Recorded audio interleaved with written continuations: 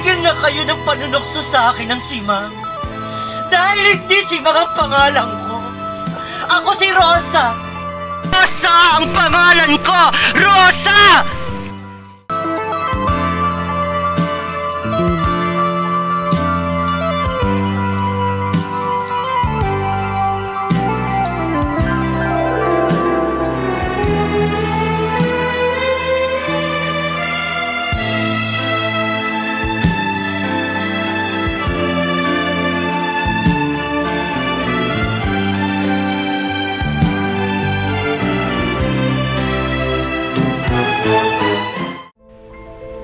Minsan, may isang nanay na ang pangalan ay Simang at bagong lipat siya sa lugar na iyon.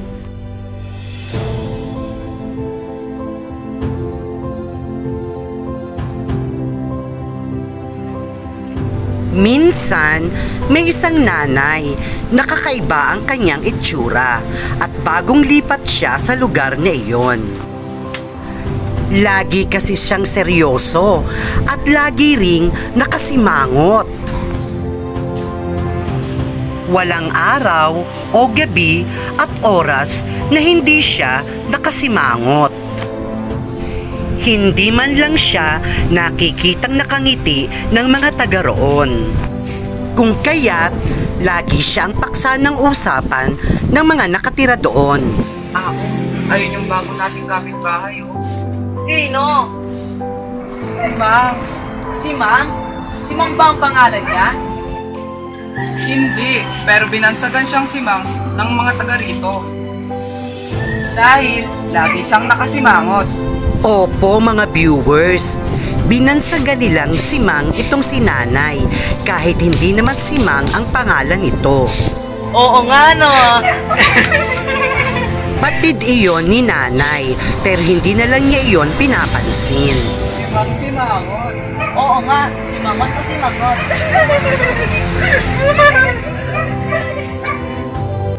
May dalawang anak si nanay, isang babae at isang lalaki. At alam din nila na ang kanilang nanay ang paksa ng usapan sa lugar na iyon. Nay, nandito na po kami. Nay, ito na po ang pinamili niyo sa amin sa palengke. Heto po ang sukli, nanay. Kumpleto po yan. Ang ipinagtataka pa ng mga taga roon ay hindi nila naririnig na nagsasalita itong si nanay na tinatawag nilang Simang. Bakit nga kaya? Yun ang ating aalamin. At nang araw ding iyon, ay napansin naman itong si ate na laging nakatingin itong si Bunso sa kanilang kapitbahay. Ang dalawang binatilyo na lagi nilang naririnig na pinag-uusapan ang kanilang nanay. Yo, halatang may iniisip ka. Ay naku ate, walang pinag-iba ang ugali ng mga kapitbahay natin dito sa mga kapitbahay natin noon.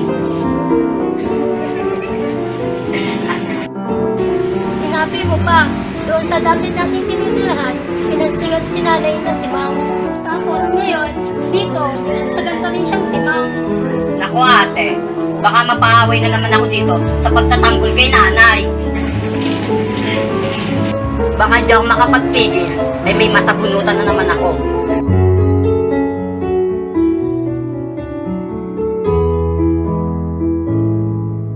Yan ang huwag mong gagawin. Alalahanin mo, nangako ka kay nanay na hindi ka na makikipag-away. Opo ate. O siya, tulungan na natin si nanay maghain ng pananghalian. Mabait ang magkapatid at hindi nila hahayaang may mang-api sa kanilang nanay. At nang sumunod pang mga araw,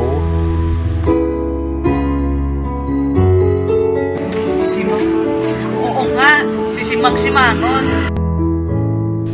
patuloy sa pambubuli ang dalawang binatilyong iyon sa kanilang nanay. Ngiti-ngiti naman dyan. Smile!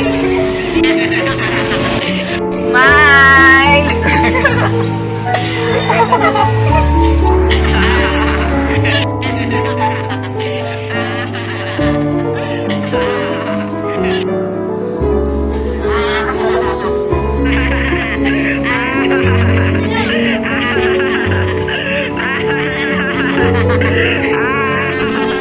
bagay na hindi na kayang tanggapin at palampasin nitong si Bunso.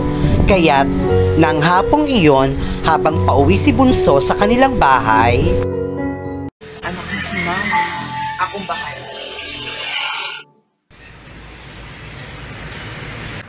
Hoy, anak ni si Mang. Bakit hindi nagsasalita ang nanay mo? Pipi ba siya? Hindi si Mang ang pangalan ng nanay ko. At hindi siya Pipi. We, baka urong ang dila. Panandila. Aray ko. Boboy! Saka pa. Ito ang bagay sa'yo. Ito ang bagay sa'yo. Ito ang bagay sa'yo. Bagay sa'yo. Ito ang bagay sa'yo.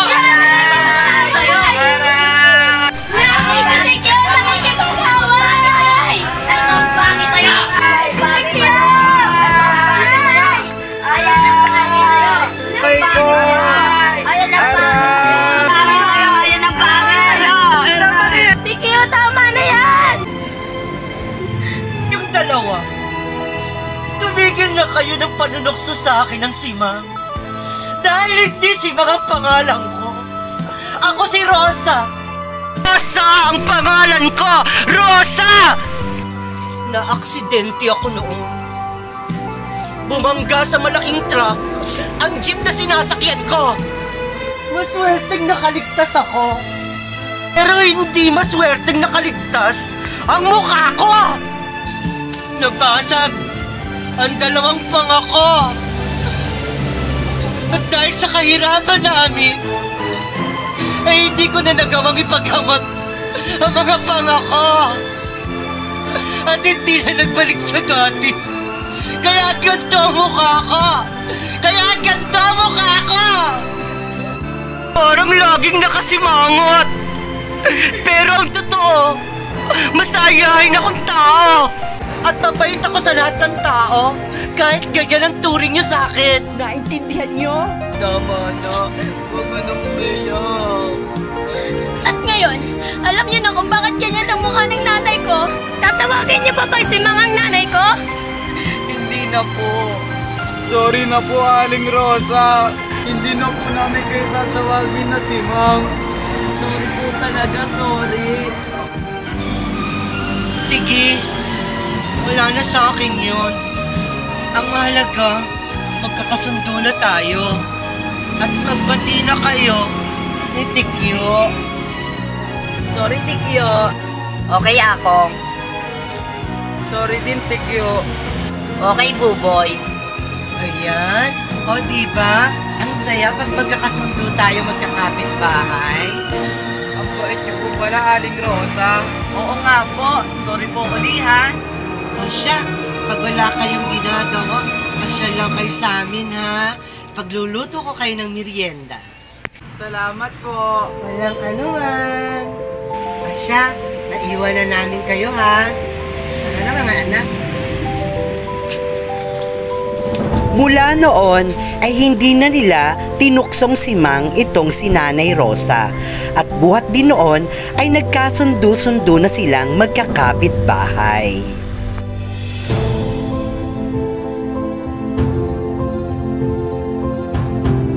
Tayo na ako. Okay po, boy. O mga viewers, may kilala din ba kayong tao na katulad ni si Mang?